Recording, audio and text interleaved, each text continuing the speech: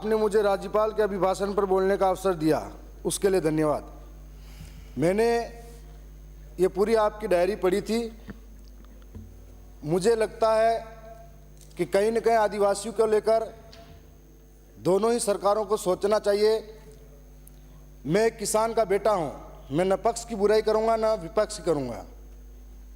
शायद मैं यहाँ खड़ा हूँ, मेरे पिता अभी भी खेत में होंगे।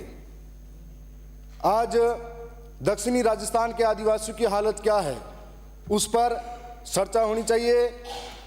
जहाँ के किसान जो अन्न उगा के मेहनत के पसीने से अन्न उगाकर पूरे देश का पेट भरते हैं, वही किसान खाद बीज के लिए 4-4 दिन तक लाइनों में लगते हैं और रोते हैं, गिरते हैं, पड़ते हैं। उन किसानों के साथ में खाद बीज के लिए सबसे बड़ा कालाबाजारी होती है। उसके लिए कभी कोई आगे चलकर ये आवाज़ नहीं उठाते। साथ ही अभी बिजली आंख मिचौली का खेल खेल रही है। मोटर चालू करके किसान खेत के अंतिम छोर पर जाता है और मोटर बंद हो जाती है, बिजली चली जाती है, कभी आती है कभी जाती है और कोई निश्चित समय नहीं है। उसके लिए लोड सेटिंग के नाम पर जो बिजली कटौती की जा रही है, उसका ना तो प्रचारण वाले अधिकारी और ना ही वितरण वाले अधिकारी संतोषप्रद जवाब दे पाते हैं। जो साथ ही मैं आपके सामने बताना चाहूँगा कि हर बार हमारे दक्षिणी राजस्थान के अंदर किसान खाद बीज को जो फसल है उसको उगाते बड़ी मेहनत से, जब बेचने का समय आता है तो वो मंडियां नहीं होने की वजह से या फिर फुटकर व्यापारियों के द्वारा खरीदारी होती है, जिसके माध्यम से किसान यहाँ पर 27 रुपये 28 रुपये मंडी का भाव होता है, लेकिन उसी किसान को 18-12 रुपये में अनाज लिया जाता है। वो अपने आप को ठगा हुआ महसूस करके घर तक पहुँचता है। मैं दूसरी और बात कहना चाहूँगा कि ये जो पूरे 5 साल के अंदर पेपर लीक और पेपर रद्द, ये शब्द सबसे ज़्यादा अगर किसी को दर्द हुआ होगा, मेरे जैसे नौजवान ने झेला होगा, दक्षिणी राजस्थान के नौजवान ने झेला होगा।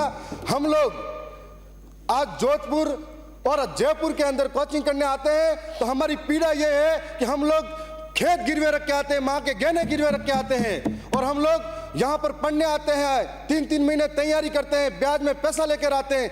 जब हमारे लोगों के साथ में पेपर लीक या फिर पेपर रद्द होता है, तब हमको लगता है सीने पे कि सामने वाले का गला दबा दे या फिर उसकी गर्दन पकड़ ले। ऐसे लोगों के लिए फांसी का प्रावधान होना चाहिए। हमारे लोगों के आज भी खेत गिरवे पड़े हुए हैं। यह बात हम लोग कहना चाहते हैं कि आज ये सरकार से भी उम्मीद है कि आने वाले समय में पेपर लीक जैसा शब्द और पेपर रद्द जैसा शब्द हमारे सामने नहीं आए। मैं दक्षिणी राजस्थान के उस इलाके से आता हूं जहां पर विद्यालय तो हैं लेकिन स्टाफ की कमी है, बच्चे पढ़ाने वाला कोई नहीं है। हम लोग इस पीड़ा को समझते हैं कि वहां पर हम लोग मुकाबला करते हैं, तो कैसे मुकाबला कर सकते हैं सीकर जयपुर जैसे सिटी में रहने वाले बच्चों का। माननीय अध्यक्ष महोदय, एक तरफ समाप्त करें। माननीय अध्यक्ष महोदय, मैं पहली बार बोलने खड़ा हुआ, थोड़ा आपका संरक्षण चाहूंगा। उतना ही उनकी पार्टी की व्यवस्था है, आप बिराजे।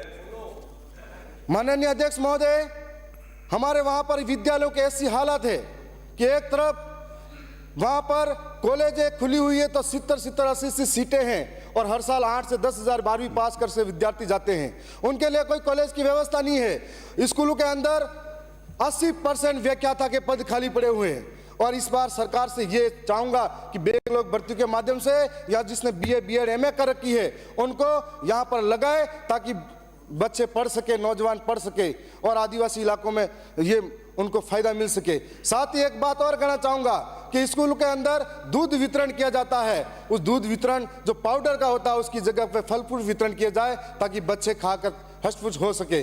और आप सब ने मुझे टाइम दिया, मैं उसके लिए आपका धन्यवाद करता हूँ। मैं एक और पीड़ा है जो पूरे राजस्थान के नौजवानों की है कि भर्ती के अंदर 40% का जो क्राइटेरिया लगा रखा है। मैं भी BA BEd और MA करके अभी यहाँ तक पहुँचा हूँ। 40% लगा रखा है। हमारे दक्षिणी राजस्थान के अंदर मूलभूत सुविधाओं का अभाव है, उसके बाद हम कंपटीशन करते हैं, कई बार रह जाते हैं। एक तरफ हमारा बच्चा, हमारा भाई सुबह उठकर गाय भैंसे या फिर घर का काम संभाल कर स्कूल जाता है और दूसरी ओर वापिस आकर घर का काम संभालता है। दूसरी ओर अमीर और पैसे वालों का बच्चा सुबह उठकर काजू बादाम पिस्ते खाता है और सुबह उठकर काजू बादाम पिस्ते खाता है, फिर कोचिंग जाता है, कोचिंग जाकर वापिस आता है, उससे मुकाबला नहीं होगा। धन्यवाद स्पीकर महोदय।